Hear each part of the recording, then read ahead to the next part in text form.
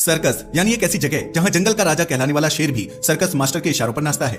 मगर एक जानवर ऐसा है जिसे कोई सर्कस मास्टर अपने इशारों पर नहीं नचा सकता, और वो है भेड़िया। जी हाँ, वही भेड़िया जो सदियों से सबसे बड़ा शिकारी रहा है, मगर टाइम और क्लाइमेट चेंज की वजह से इस शिकारी की कुछ प्रजातियां हमेशा के लिए विलुप्त हो गई। ऐसा ही एक भेड़िया हुआ करता था 12,000 साल पहले, जिसे कहते थे डायर वुल्फ। जी हाँ, वही डायर वुल्फ जिन्हें गेम ऑफ थ्रोन्स में भी दिखाया गया था। मगर कोई नहीं जानता था कि जिन बर्फीले रंग के भालुओं को हम बिग स्क्रीन पर देख रहे हैं, वे जल्द ही इंसानों की आंखों के सामने होंगे। क्या? जी हाँ, आपने सही सुना, और ये कोई कहानी नहीं बल्कि सालों की मेहनत का फल है उन वैज्ञानिकों की जिन्होंने ना जाने कितनी रातें लैब में गुजार दी, और आखिरकार उन्होंने यह कारनामा कर दिखाया और जिंदा कर डाला 12,000 साल पहले विलुप्त हो चुके भेड़ियों को। मगर सवाल ये है कि नेचर के खिलाफ जाने की यह लड़ाई आखिर कितनी लंबी चलेगी? आखिर साइंस एंड टेक्नोलॉजी की बदौलत इंसान प्रकृति के कितने रूल्स को बदलेगा? मगर सवाल तो ये भी है, क्या वास्तव में अब डायनासोर भी जिंदा होंगे? और क्या आगे इंसानों के साथ भी कोई विचित्र एक्सपेरिमेंट हो सकता है? यकीन मानिए, ये कहानी बेहद इंटरेस्टिंग है, मगर उसके लिए आपको हमारी वीडियो को एंड तक देखना होगा। तो चलिए डिटेल में जानते हैं। आजकल एक न्यूज काफी ज्यादा वायरल हो रही है कि 12,000 साल पहले विलुप्त हो चुके भेड़िए को इंसान ने फिर से जिंदा कर लिया है। मगर ये पहली बार नहीं है जब इंसान ने लैब में कोई जानवर बनाया है। ऐसा ये कारनामा दशकों पहले भी इंसान कर चुका है। दरअसल यह बात है 1996 की, जब स्कॉटलैंड के एक लैब में कुछ साइंटिस्ट्स ने एक बहुत ही रिवॉल्यूशनरी एक्सपेरिमेंट कर दिखाया था, और यह एक्सपेरिमेंट था क्लोनिंग का। जी हाँ, ये वही साल था जब उन्होंने इतिहास रच दिया था। पता है क्यों? क्योंकि उन्होंने एक भेड़ को क्लोन किया जिसका नाम रखा गया था डॉली। यह कोई आम भेड़ नहीं थी। डॉली पहली ऐसी मैमल थी जिसे सोमैटिक सेल न्यूक्लियर ट्रांसफर तकनीकी से क्लोन किया गया था। यही वजह है कि डॉली का जन्म पूरी दुनिया में साइंटिफिक रिवॉल्यूशन का प्रतीक बन गया। लोगों ने सवाल उठाने शुरू कर दिए, क्या इंसानों को भी क्लोन किया जा सकता है? खैर, वो एक अलग कहानी है, उसके बारे में कभी बाद में बात करेंगे। अभी बात करते हैं भेड़िए की। भेड़िया यानी एक ऐसा जीव जो जाना ही अपनी प्रेडेटरी नेचर के लिए जाता है। मगर आप जानकर हैरान रह जाएंगे कि आपके घर में जो सबसे ज्यादा पाले जाने वाला जानवर होता है वह कभी भेड़िया ही हुआ करता था। जी हाँ, आपने सही सुना, हम बात कर रहे हैं कुत्ते की।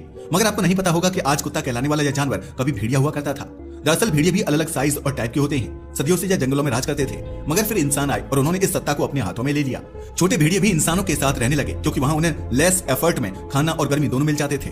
धीरे धीरे इनका डोमेस्टिकेशन हुआ और वे बन गए कुत्ते। मगर बड़े भेड़िए किसी का पालतू नहीं बनना चाहते थे, वे घरेलू जीवन नहीं अपनाना चाहते थे और इंसानों से दूर चले गए। मगर इंसानों में उनका खौफ और प्रभाव बरकरार रहा, जिसका अंदाजा आप इस बात से लगा सकते हैं कि आज भी भेड़िया आया की कहावत क्वाइट फेमस है।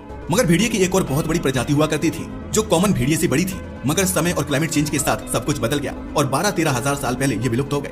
इनफैक्ट हमारे पास तो उनकी मौजूदगी का कोई ठोस प्रमाण तक नहीं था, सिवाय कुछ फॉसिल्स एंड स्केलेटन्स के। लेकिन कुछ वैज्ञानिक वर्षों से इस पर मेहनत कर रहे थे और हाल ही में इस विलुप्त भेड़िए के कुछ शावक दुनिया के सामने आए हैं। वैज्ञानिकों ने दिन रात इस पर मेहनत की है और ये किसी फिल्मी कहानी से कम नहीं है। हमें पता है आपके जहन में भी जुरासिक पार्क मूवी का सीन आ रहा होगा, जहाँ वैज्ञानिकों ने डायनासोर का पुनर्जन्म करवाया था। हॉलीवुड में तो ये सब होता रहता है, मगर इनका हकीकत में हो जाना किसी सपने से कम नहीं है। वैसे कुछ ऐसा ही गेम ऑफ थ्रोन्स में भी देखने को मिला था, जहां पहली बार डायर वुल्फ से दुनिया का परिचय करवाया गया था। डायर वुल्फ की बात करें तो ये नॉर्थ अमेरिका कॉन्टिनेंट के अमेरिका, कनाडा, मैक्सिको और साउथ अमेरिका के वेनेजुएला में पाए जाते थे, मगर यह फिर विलुप्त हो गए।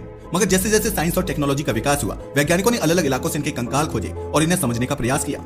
इनका बिहेवियर, वे ऑफ लाइफ सब कुछ समझने के बाद डायर भेड़ियों की तस्वीर दुनिया के सामने आई। मगर यकीन मानिए, जब इस मूवी में डायर वुल्फ को लाया गया था तब कोई नहीं जानता था कि कुछ सालों बाद ये आपके सामने सचमुच होंगे। डायर वुल्फ की वापसी की कहानी 7 अप्रैल 2025 को दुनिया के सामने आई, जब टाइम मैगजीन ने अपने कवर पर डायर वुल्फ की तस्वीर छापी थी। और यह रिसर्च ऐसे सामने आई कि वैज्ञानिकों ने सालों की मेहनत से डायर वुल्फ के 3 शावकों को पैदा किया है। मगर सवाल यह है कि आखिर यह मुमकिन कैसे हुआ? आखिर 12,000 साल पहले विलुप्त हो चुके जीव को वैज्ञानिकों ने कैसे पैदा कर दिया? दरअसल यह समझने के लिए आपको थोड़ा सा पीछे लौटना होगा। असल में अमेरिका के टेक्सास स्टेट में कोलोसल बायोसाइंसेस नाम की एक बायोटेक कंपनी है, जिसे 2021 में बेन लैम और जेनेटिक्स के ग्रेट साइंटिस्ट जॉर्ज चर्च ने स्टार्ट किया था। इस कंपनी में आज 100 से भी ज्यादा वैज्ञानिक मौजूद हैं। मगर जैसे ही यह कंपनी बनी थी, इसका गोल क्लियर था। एक्चुअल में इसका गोल विलुप्त हो चुके जीवों को फिर से पैदा करने का था, और फिर कंपनी ने एक प्रोग्राम शुरू किया और सामने रखी एक जीवों की लिस्ट जिन्हें डी एक्सटिंक्शन प्रोग्राम के तहत वापस लाया जाना था। इस लिस्ट में पहले नंबर पर था वूली मैमथ, जो 10,000 साल पहले विलुप्त हो चुके थे, तस्मेनियन टाइगर यानी थाइलासिन जो 90 साल पहले विलुप्त हुए, और डोडो बर्ड जो 400 साल पहले इस दुनिया से खत्म हो गए। मगर 2025 में कंपनी ने सबको हैरान कर दिया। पता है क्यों? वेल, ऐसा इसलिए क्योंकि इन्होंने एक ऐसा ऐलान किया जिसका डी एक्सटिंक्शन प्रोग्राम में जिक्र तक नहीं था। इन्होंने डायर वुल्फ की प्रजाति विकसित करने में सफलता प्राप्त करने का ऐलान किया। कोलोसल का यह एक ऐसा प्रोजेक्ट था जिस पर उन्होंने कभी भी खुलकर बात तक नहीं की थी, लेकिन जैसे यह खबर आई तो मानो पूरी दुनिया में एक नई बहस छिड़ गई। मगर सवाल यह है कि आखिर लैब में इतने टाइम पहले विलुप्त हो चुके जीव बने कैसे? चलो इस पूरे प्रोसेस को आसान भाषा में समझते हैं। डायर वुल्फ एक giant and dangerous wolf ice age के दौरान अस्तित्व में थे और अपने आकार, ताकत और झुंड में शिकार करने की शैली के लिए प्रसिद्ध थे। लेकिन जैसे जैसे समय बीता और जलवायु परिवर्तन हुआ, डायर वुल्फ धीरे धीरे विलुप्त हो गए। हालांकि इसके बोन एंड टीथ के अवशेष हमें आज भी अमेरिका के कुछ भागों में मिलते हैं, जैसे कि ला ब्रिया टार पिट्स कैलिफोर्निया में। इन्हीं अवशेषों से शुरू होता है डायर वुल्फ को लैब में दोबारा बनाने का ये सफर। मगर इसमें सबसे पहला और मोस्ट इंपोर्टेंट स्टेप था डीएनए निकालना। मगर डायरवुल्फ के फॉसिलाइज्ड अवशेषों से डीएनए निकालना कोई आसान काम नहीं होता, क्योंकि समय के साथ डीएनए डिग्रेड यानी नष्ट हो जाता है। लेकिन आज के वैज्ञानिक कटिंग एज टेक्नोलॉजीज का उपयोग करते हुए फॉसिल में से माइक्रो फ्रेगमेंट ऑफ डीएनए को आइसोलेट करने में सक्सेसफुल हो गए। जब वैज्ञानिकों ने डायरवुल्फ के डीएनए को सीक्वेंस किया तो उन्हें एक बहुत ही चौंकाने वाली बात पता चली। दरअसल पहले यह माना जाता था कि डायरवुल्फ ग्रे वुल्फ का ही एक जाइंट एडिशन है, लेकिन डीएनए के एनालिसिस से यह प्रूवन हुआ कि डायरवुल्फ एक पूरी तरह से अलग प्रजाति थी, जो लगभग 2 लाख साल पहले अन्य कुत्तों से अलग हो चुकी थी। इसका मतलब यह है कि यह केवल एक बड़ा भेड़िया नहीं, बल्कि एक एक्सटिंक्ट एंशिएंट एनिमल था, जिसकी अपनी एक अलग इवोल्यूशनरी लिनिएज थी। हालांकि काफी मशक्कत के बाद में डीएनए को पूरी तरह से सीक्वेंस कर लिया गया, लेकिन तब वैज्ञानिकों के सामने अगली चुनौती थी कि कैसे इस डीएनए को एक लिविंग सेल में डाला जाए और उसे एक लिविंग ऑर्गेनिजम्स के रूप में विकसित किया जाए। इसके लिए उन्होंने जीन एडिटिंग तकनीकी CRISPR-Cas9 का सहारा लिया। CRISPR की हेल्प से डीएनए के अंदर उन जीन्स को एडिट किया गया, मगर ये आसान नहीं था, क्योंकि ये डीएनए बहुत ओल्ड होने के साथ साथ डैमेज्ड भी थे। साथ ही डीएनए के कुछ हिस्से पूरी तरह से गायब थे, जिन्हें वैज्ञानिकों ने कंप्यूटर मॉडलिंग और कंपैरेटिव जीनोमिक्स की हेल्प से फिर से बनाया। इस रिकंस्ट्रक्टेड डीएनए को लैब में आर्टिफिशियल रूप से सिंथेसाइज किया गया, यानी कि ह्यूमन टेक्नोलॉजी से डीएनए की कॉपी बनाई गई। अब इस डीएनए को किसी लाइव ओवा यानी एग सेल में डाला जाना था। इसके लिए वैज्ञानिकों ने ऐसे जीव की तलाश की जो डायरवुल्फ से काफी मिलते जुलते डीएनए रखता हो। वैज्ञानिकों के पास इसके लिए कई ऑप्शंस मौजूद थे, जैसे ग्रे वुल्फ, डोमेस्टिक डॉग और अफ्रीकन वाइल्ड डॉग। ये जीव इस प्रोसेस के लिए पोटेंशियल होस्ट थे।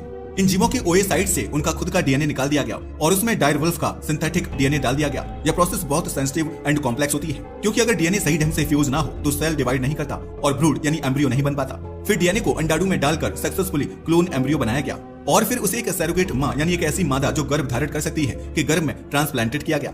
यह आमतौर पर ग्रे वुल्फ या बड़े आकार की डॉग प्रजाति हो सकती थी। अब सब कुछ इस पर ही टिका था, क्योंकि अगर ये प्रोसेस सक्सेसफुल होती है तो कुछ महीनों में वो मादा एक जीव जन्म देगी जो दिखने में डायरवुल्फ के जैसा होगा और उसके जेनेटिक ट्रेट्स भी उसी जैसे होंगे। लेकिन ये सारी प्रोसेस केवल थ्योरेटिकल नहीं थी और एक बार में ही सब सही नहीं हुआ, बल्कि इसमें कई बार फेलियर्स भी आई।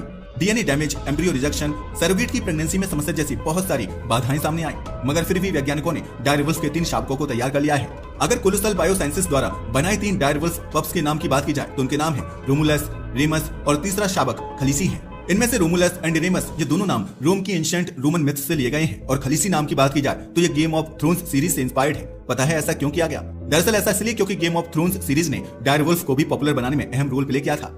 ये तीनों नाम सिंबॉलिक हैं, जो power, history and modern pop culture को रिफ्लेक्ट करते हैं। सच में नेमिंग में भी इन लोगों ने दिमाग लगा दिया है। ये शावक अभी दुनिया के सामने है। हालांकि कुछ साइंटिस्ट्स का मानना है कि यह पूरी तरह से डायरवुल्फ नहीं है और अभी तक डायरवुल्फ को पूरी तरह जीवित करने में सफलता नहीं मिली है, मगर वैज्ञानिक लगातार इस दिशा में प्रयास कर रहे हैं। क्रिस्पर, क्लोनिंग और आर्टिफिशियल वूम जैसी एडवांस्ड टेक्नोलॉजीज के कारण अब यह सपना बहुत दूर नहीं लगता कि आने वाले कुछ वर्षों में हम और भी एक्सटिंक्ट क्रिएचर्स को दोबारा धरती पर देख सकेंगे।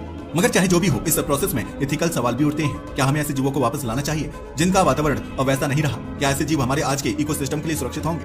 अगर डायरवुल्फ को फिर से धरती पर लाया जाता है तो उसका नेचुरल हैबिटेट कहाँ होगा? क्या वह इंसानों और पालतू जानवरों के लिए खतरनाक होगा? इन सभी बातों पर इन डेप्थ डिस्कशन चल रहा है। हालांकि साइंटिफिक कम्युनिटी का मानना है कि अगर ये प्रोसेस सक्सेसफुल हो जाती है तो न केवल हम एक्सटिंक्ट स्पीशीज को फिर से जीवित कर पाएंगे, बल्कि इससे हमें अपने आज के वातावरण को भी बेहतर समझने और बचाने में हेल्प मिलेगी। डायरवुल्फ को लैब में बनाने की प्रक्रिया ने यह दिखा दिया है कि विज्ञान की शक्ति कितनी अद्भुत हो सकती है। यह केवल एक प्रयोग नहीं, बल्कि इवोल्यूशन, जेनेटिक्स और कंजर्वेशन का कॉम्प्लेक्स कॉन्फ्लुएंस है। वैसे अब मैमथ को वापस लाने की कोशिश चल रही है। अगर सब कुछ प्लान के अकॉर्डिंग होता है तो वह दिन दूर नहीं जब हम टीवी या किताबों में देखे गए इन पावरफुल क्रिएचर्स को असली जिंदगी में अपनी आंखों के सामने देख सकेंगे। तो यह थी कहानी हजारों साल पहले विलुप्त हो चुकी भेड़ियों की, जिसे वैज्ञानिकों ने जिंदा करके दिखाया है। वैसे आपका इसके बारे में क्या ख्याल है? क्या वह दिन दूर नहीं जब डायनासोर भी धरती पर होंगे? और क्या ऐसा होना धरती और इंसान दोनों के लिए सही होगा? और मृत इंसानों को वापस जिंदा करने के बारे में क्या ख्याल है? अपनी राय को हमें कमेंट करके बताना ना भूलिएगा। आज के लिए बस इतना ही। वीडियो पसंद आया हो तो इसे लाइक और शेयर करें। धन्यवाद।